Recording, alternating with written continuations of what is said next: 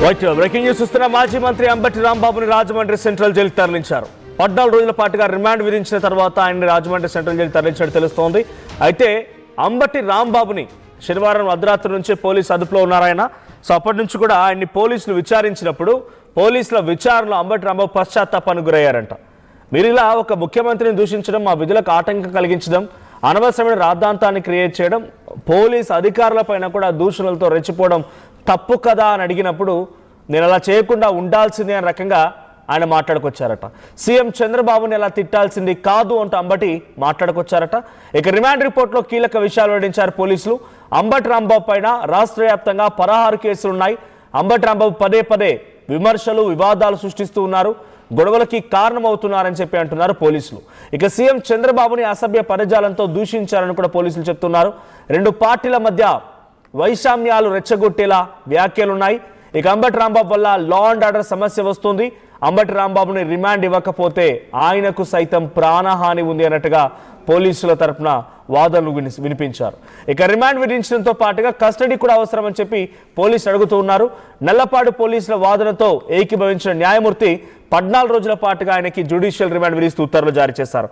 ముందుగా ఆయన్ని నిన్న 7 గంటల వరకు పోలీస్ స్టేషన్లో ఉంచారు, నల్లపాడు పోలీస్ స్టేషన్లో ఉంచారు. ఆ తర్వాత 8:45 సమయానికి స్థానిక జూనియర్ సివిల్ జడ్జ్ న్యాయస్థానం ముందు హాజరుపరిచారు. దాంట్లో జి స్రవంతి న్యాయమూర్తి తను ఈ వాదనలు విన్నారు. అయితే పబ్లిక్ ప్రాసిక్యూటర్ విజయలక్ష్మి మరియు జగదీష్లు పోలీసుల తరఫున వాదనలు వినిపిస్తూ ఆయనని రిమాండ్కి తరలించాలి, తర్వాత కస్టడీ కూడా కోరుతామన్నట్టుగా వాళ్ళు వాదనలు వినిపించారు. ఇటు అంబటి రాంబాబు తరఫున పొన్నవోలు సుధాకర్ రెడ్డి వాదనలు వినిపించారు. సో అక్కడ గతంలో కూడా 16 కేసులు ఉన్నాయి. అన్నింటిలో కూడా ఇక్కడ కేసెస్ లిస్ట్ చూపిస్తుంది ఆర్టీవీ స్క్రీన్ పైన. అంబటి రిమాండ్ రిపోర్టుకు సంబంధించి 16 కేసులు ఉన్నాయి. ఆ లిస్ట్ చూడండి, 16. ఎక్కడెక్కడ ఎటువంటి కేసులు ఉన్నాయి? పట్టాభిపురంలో 1, ఆ తర్వాత పట్టాభిపురంలో 2, సో నల్లపాడు పోలీస్ స్టేషన్లో మరోటి, ఇలా వరుసగా 16 కేసులు ఉన్నాయి. దీంట్లో ఎక్కువగా ముఖ్యమంత్రిని, ప్రభుత్వంలో ఉన్నటువంటి పెద్దల్ని, ఆ తర్వాత పోలీసులను దూషించినవే. సో ఈ 16 కేసులు వరుసగా ఉన్నాయి కాబట్టి ఆయన బయట ఉంటే ఆయనకి కొంత ప్రమాదం, అట్ ద సేమ్ టైం శాంతి భద్రతలకి విఘాతం కలిగే అవకాశం ఉంది. సో వెంటనే ఆయన రిమాండ్కి తరలించాలని చెప్పి ఇటు ప్రభుత్వం తరఫున ప్రాసిక్యూటర్లుగా విజయలక్ష్మి అండ్ జగదీష్లు కోరడం జరిగింది. అటు పొన్నవోలు సుధాకర్ రెడ్డి వాదనలు వినిపించారు. సో తిరుపతి లడ్డు విషయంలో ప్రభుత్వమే రెచ్చగొట్టి ఈ రకమైనటువంటి ఫ్లెక్సీలు వేయించింది. ఆ ఫ్లెక్సీలను తొలగించమని చెప్పి ఒక పౌరుడిగా ఆయన బాధ్యత నిర్వర్తించేందుకు ఆయన కోరారు. దాంట్లో ఈ తప్పుడు కేసులు బనాయించారని చెప్పి ఆయన చెప్తున్నారు. దీంతో పాటుగా 68 ఏళ్ళు ఉన్నాయంట అంబటి రాంబాబుకి. ఆరోగ్యరీత్యా, వయసు రీత్యా తనని, ఇది కూడా ఇక్కడ నమోదైన సెక్షన్స్ కూడా 7 ఏళ్ల శిక్ష ఉన్నటువంటి సెక్షన్స్ ఏం కాదు. సో ఆయన రిమాండ్కి ఇవ్వకూడదు అని చెప్పి పొన్నవోలు సుధాకర్ రెడ్డి గట్టిగా వాదన వినిపించారు. కానీ ఇటువైపు పోలీసుల తరఫున వాదన వినిపించిన పబ్లిక్ ప్రాసిక్యూటర్ మాత్రం ఎక్కడ కూడా తగ్గలేదు. సో ఆయనపై 16 కేసులున్నాయి, వరుసగా ఇవే కేసులున్నాయి. సో ఆయన మాట్లాడిన మాటలకు సంబంధించి కూడా వరుసగా శాంతి భద్రతలు విఘాతం కలిగే అవకాశం, రెండు పార్టీల మధ్య వైషమ్యాలు క్రియేట్ చేసే విధంగా ఉన్నాయి. సో బయట ఉంటే ఇంకా ఈ శాంతి భద్రతలు పూర్తిగా విఘాతం కలిగే అవకాశం ఉంది, బయట ఇబ్బంది అవుతుంది కాబట్టి వెంటనే రిమాండ్కి పంపించాలని కోరారంట. అటు న్యాయమూర్తి కూడా ఆయన తన కార్యాలయంలోకి పిలిచి ఆయన వాంగ్మూలాన్ని కూడా తీసుకున్నారంట.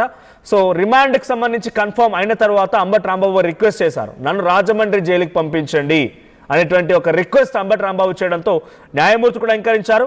సో తనని రాజమహేంద్రవరం జైలుకి పంపించాలని రాంబాబు కోరగా ఆ న్యాయమూర్తి కూడా అదే రకంగా ఉత్తర్వులు జారీ చేశారు. సో ప్రస్తుతానికి రాజమండ్రి సెంట్రల్ జైలు దగ్గర అంబటి రాంబాబు ఉన్నారు. సో అంబటి రాంబాబు రాజమండ్రి సెంట్రల్ జైల్లో 14 రోజుల పాటు రిమాండ్ ఉండబోతోంది. మధ్యలో పోలీసులు కస్టడీ తీసుకునే అవకాశం కూడా ఉంది. అయితే ఒకసారి ఆర్టీవీతో అంబటి రాంబాబు అడ్వకేట్లు మాట్లాడుకొచ్చారు, వారేం మాట్లాడారో చూద్దాం. అంబటి రాంబాబుకి సంబంధించినటువంటి కేసు విచారణలో భాగంగా ఆయన పైన పోలీసులు 3rd డిగ్రీ ఉపయోగించారనే విధంగా కూడా చెప్పినటువంటి పరిస్థితి. అసలు ఎలాంటిది జరిగింది ఏంటనేది లాయర్లతో మాట్లాడదాం. సార్, ఏంటి అంటే పోలీసుల పైన ఒక ఎలిగేషన్ లాగా చేయడం జరిగింది, ఎట్లా అది అంతా కూడా? అంటే అతన్ని కస్టడీలో తీసుకున్న తర్వాత పోలీస్ కస్టడీలో ఉన్నప్పుడు 2 పోలీస్ ఆఫీసర్లు థ్రెటన్ చేశారనే చెప్పుకున్నాడు. అంటే ఎప్పుడు చెప్పాడు అది? అంతా బోత్ పార్టీస్ ఆర్గ్యుమెంట్స్ అయిన తర్వాత ఆఫ్టర్ థాట్ వాళ్ళ ఆలోచన ప్రకారం చెప్పినట్టున్నారు. అది కోర్టు భావించలేదు, అది నిజమా అనేది అబద్ధం అనేది రికార్డ్ చేసుకున్నారు. కానీ అక్కడ దెబ్బలు లేవు కదా, అందుకని ఆఫ్టర్ థాట్గా చెప్పినట్లు విధిగా కోర్టు భావించి అతనికి రిమాండ్ ఇచ్చింది. అది కన్సిడర్ చేయలేదు.